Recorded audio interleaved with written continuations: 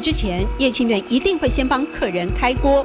1200度高温上架3碗烈焰烘烤，生铁颜色由黑变白之后倒水测试。它就高温让它毛细孔变小，它就整块的不粘锅。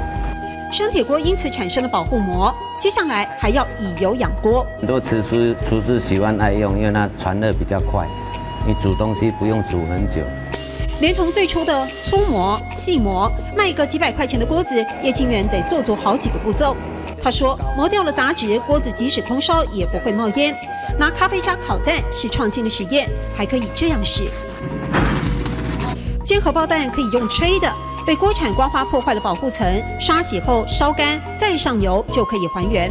婆婆妈妈眼见为凭，原本在菜市场里卖的锅子，口碑相传，闯出业绩。身为客家人的叶清源想证明，阿嬷爱用的生铁锅不需要镀膜烤漆，也很好用。我老公他的想法就是，只要客人跟他讲他的东西很好，你很实在，他就算做死他都甘愿。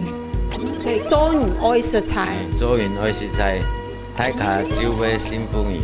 太嘎秋波幸福，大家就会情愿了。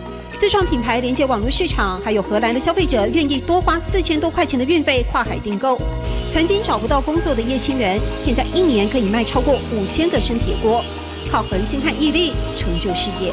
我就是到菜市场看客人有什么不满意，回来再改进。